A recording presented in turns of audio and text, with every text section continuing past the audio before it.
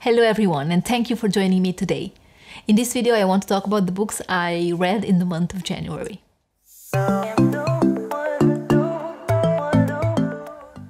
So in January I read exclusively classic books, and that is because of the classics reading challenge I set for myself to read only classics for a month.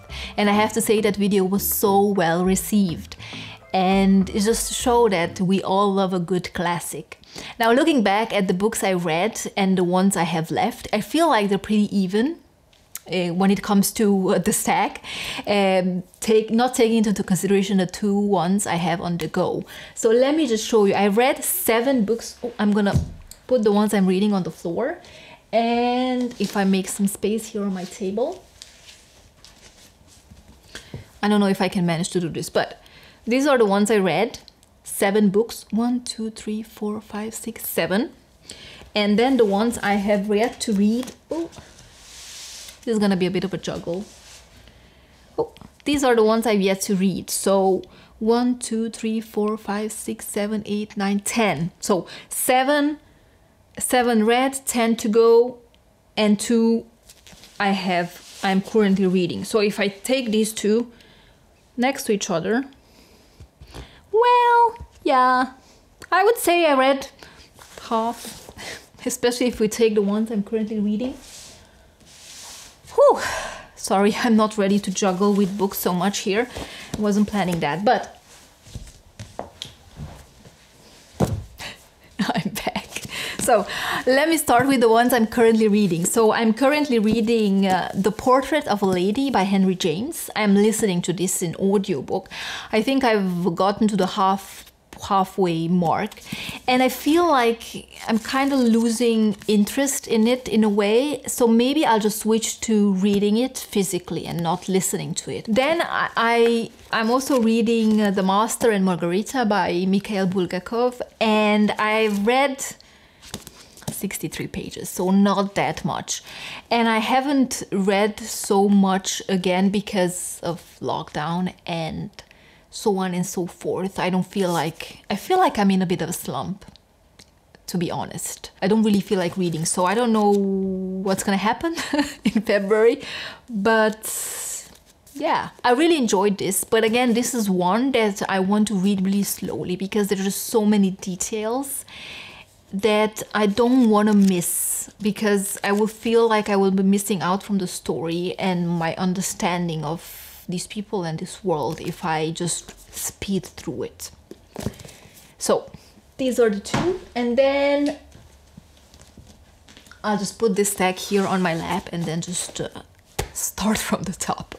So one of the ones I finished in January was The French Lieutenant's Woman by John Fowles. There's a special video dedicated to this, and this was not the romance novel I expected. It's not the romance novel it says in the bag that it is, but it is kind of focused on a romantic relationship with two, and it is set in Victorian times. It's such an interesting one because in it you can really notice the author and the author's opinions and the way he looks at the Victorian times and the way he sees the Victorian era and its people, and how much focused on duty they were, and how that's so different from the way people are in modern times. So this book was published in 1963 and it is set in 1867, so it's like 100 years apart, I would say. And I think this was so well received, especially in the US, because it has at its center the French Lieutenant's Woman, so Sarah, who is such a mysterious young lady and so different from the other women of her time that she captures the interest of Charles, our main protagonist, who is more or less a typical upper-class Victorian man with all the privilege that comes with it. This is a look at Victorian men and Victorian women, and I say that it's kind of an exposé of that era because it really contrasts Victorian way of thinking and morals and so on and so forth with modern times. So I really found it interesting. Don't read it as a romance though. Read it as a book about Victorians and how they were, and a book written in modern times about the Victorian era. I really like this, especially because I also read Middlemarch by George Eliot. So I listened to this, and I don't know if this is a book I would have finished in physical copy, because it's one of those with really small fonts and almost 800 pages. Yeah, 795, so really close to 800. And sorry for this shiny copy. I actually bought this. Where did I buy this? Ah, I bought this at Shakespeare & Company in Paris back when you could still travel. So yeah, this has some special memories, but it's really shiny, so sorry about that. Maybe I'll just put it down here.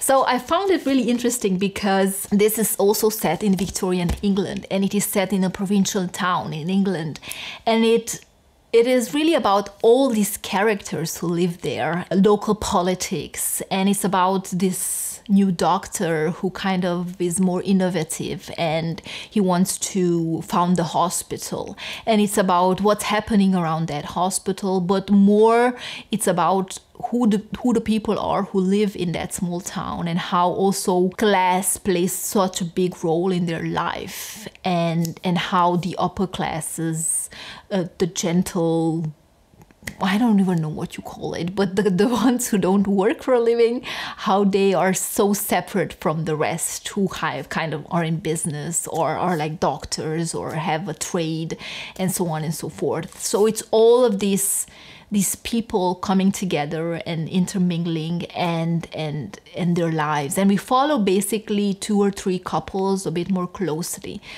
And I find fascinating, especially when you look at the women here and when you look at the men. So I feel like this is also one of those I really want to think about a little bit more, and maybe just do a separate video at some point, because I would really like to put my thoughts together a little bit more and just think about the differences between men and women, especially in this novel. And I'm not saying that it was such a fascinating, fast-paced read, because there's just so much happening, and at the same time there's just so little happening that I was kind of bored at some points. Looking back now, I really like that all those characters, and you really got to know them, and it really shows, again, in a similar way as the French Lieutenant's Woman shows Victorian era. This one does it as well, but it's just so different because it doesn't have that modern perspective. This is a novel, a Victorian era, written in that time and published at that time. So I think it was also interesting to read these two close to each other. But the first book I read in January actually was Revolutionary Road by Richard Yates. And I was really enjoying this while reading it, but at the same time, I don't feel like its characters and the story itself really stuck with me as so much. And this is basically about this young couple in the US who decide to move to the suburbs, because now they have kids and the man has a good job, so I guess they feel like they should go to the suburbs to raise their kids. And it's what happens there and what happens to their relationship because of that move. It feels like they really had a great life in the city in New York, and I guess suburbia kind of messes with that. It has the things that you would expect from this time. It's just what you expect. The woman is at home raising children, and the man is going to town to work. And then he comes home at 5 and the dinner is ready on the table, and so on and so forth. And then he gets bored as well, and he does the thing that you would expect him to do. I'm not going to say what it is because I don't want to spoil it, but it's not like that's such a big part of the novel. But still, I feel like these two people kind of get disillusioned of their life, and they don't really know how to move forward and what's going to happen to them. It's kind of sad. And I've read a few of similar books, so maybe I'm going to do a video separately about books with this theme in them. But I also feel like this was written by a man, and you can clearly see see that, because I would have wanted to know more about the woman April in this relationship and her thoughts, how she feels to be a housewife and a mother and nothing else. And I've really missed that element, and especially because I think I read a lot of books by women authors. Now I can really tell that this was written by a man, because it's really missing that other element I'm so used to. Then I'm gonna mention the two I already made a video about. So I read my first book by Anne Radcliffe, and I'm not sure if I'm gonna read more, because I feel like I read them all, but this is like the original Gothic novel. She's really known for her Gothic books, and she's like the mother of this genre. So I read a Sicilian romance by her. And then I also read Northanger Abbey by Jane Austen, which is also, I mean, Jane Austen took inspiration from Anne Radcliffe and when writing this book. So this was her take on the Gothic novel. And I had so much fun reading these two almost one after the other, because this is so out there and so over the top dramatic that I can only compare it to a Spanish telenovela. Whereas this is much more a mellowed down version of that. But yeah, it's a sweet Kathleen Morland thrown into bad society. She is so innocent and naive that I can only laugh. But yeah, she's endearing nonetheless. So it was really a great experience reading these two together. And if you haven't read an Anne Radcliffe novel, I would really recommend you to do so, especially if you like Gothic novels. And maybe go for this, because this is quite a short one. And to my surprise, it's also quite easy to read. So, but be prepared for all the drama. So I enjoyed these two. And then one I really couldn't get along with, and I really don't know what to think about it still. I made a video about it, and I talked about it in my currently reading video. And I don't feel that now that I finished it, that my thoughts have changed all that much. And it is Anna Kavan's Ice. So basically in this, we live in kind of like a post-apocalyptic world where the ice is coming. It's almost like flashback to Game of Thrones. Winter is coming, but the ice is starting to cover the whole world because of some events. We don't know what happened, and people are fleeing because they're going south, I guess, where it's still warm, but the ice is coming there. So again, what's gonna happen? We don't know. But we follow this man who is obsessed with this young woman who has very, very light hair. And there's just so many references to her hair, to her paleness, to how fragile she is. But this man is simply obsessed with her, almost kidnaps her because she doesn't want to go with him. But he loves her, he says, but I feel it's more like an obsession. So this is all about his journey to go to flee, but also to be near this woman, and then they just meet and then get separated and then meet again. But it's just such a weird novel. And I read that Anna Kavan was actually a heroin addict, and that the ice in this novel is a reference to that. So it feels like a fever dream or a psychedelic dream, more or less. And it's just the weirdest thing. And it took me such a long time to read it, because every time I wanted to pick it up, my brain wanted to kind of shut down. So I forced myself to read it, because I was thinking maybe this is going somewhere, but it really didn't go anywhere. So let me know if you have read this and what you thought. It's not one I really hear a lot about, but I really love this edition, this Penguin Modern Classic edition, and I've never heard of this author before. And then the last one, I really wanted to read Daphne du Maurier, because I had a bit of an issue reading Rebecca last month. I wanted to listen to Rebecca because I wanted to watch the Netflix adaptation, but I only had available the shortened BBC adaptation in audio format from the library, from the app. So I listened to that, but it was only 4 hours long, and I was like, this is not the full novel. So I didn't want to reread it so quickly afterwards. I guess I just have to wait with watching that movie, or just go for it. I don't know. But instead, rambling done, I read My Cousin Rachel. I did enjoy it, but I think I did a very bad thing, very, very naughty thing, because I kind of read the end just when I was getting into the novel. And I think that kind of spoiled the whole thing for me. And I was like, such a stupid idea. I don't know why I did it, because I normally never do that. But I did it. And after that, I was like, damn, what am I to do? Still, I enjoyed the story, and I think I read it because of the main male character. He was so young and naive in kind of a similar way to Kathleen Morland in Northanger Abbey. But basically, we follow a young man whose uncle dies. He lives with his uncle because he's an orphan, and his uncle owns this big estate and this big house. The uncle is sick, and he goes every winter to the south to just be in a more dry climate, and he's left to run the estate alone. And then each spring he comes back, and then life continues as normal.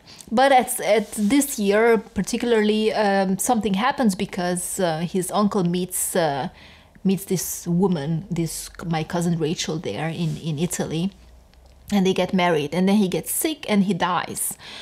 And we don't really know why he died, how he died. It was really mysterious in a way. But his wife, widow, comes to live with Philip, and Philip kind of falls in love with her. And this woman no one knows, is she just there for the money, or she's really genuine, or she's the real deal, because she seems such a great, intelligent, beautiful woman.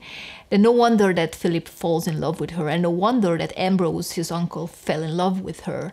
But there are just these small things here and there which pop in, which kind of makes you doubt who she is. And all this book is about how Philip really gets completely enamored with her and completely loses sight of reality and everything, and just loses himself to this woman, basically. I have previously read The Frenchman Creek, and I previously read Jamaica Inn by the author, and I feel like those two were much more atmospheric than this one. I'm not counting Rebecca, because that short audiobook doesn't really count as the whole experience. This one was interesting because of who this, my cousin Rachel, who this main character, this woman, was. And in a way, I feel like she's never really there at the center. You don't really see her as who she is with her own thoughts. You see her through Philip's eyes, you see her through how other people see her, and you see her through the letters Ambrose writes about her. And I think in the same way, she's the mystery, in the same way as Sarah was a mystery in this one to Charles. Also, Rachel was a mystery to Philip in this. And yeah, two very, very interesting, mysterious women. So if you want to read about those kind of stories, then these two are really good ones. But I'm gonna stop talking, because this video is gonna get way too long. What do you think about the books I read? Have you read any of these? Let me know. I mean, apart from Ice, which was really a bummer for me, I really enjoyed the ones I picked up, and I feel like I got so much out of them. I feel like I already mentioned I'm kind of in a slump. We are in Black History Month now in February, and I had picked out my TBR and everything, and I have some books on the go, which I'm excited to continue. But so far, I think I read a chapter of one of the books I picked out for Black History Month. So it's not going so well, but it's still the beginning of the month, even though it's the shortest month of the year. So let's see how it will go. But I'm gonna stop now. Thank you very much for watching, and I will see you next time. Bye.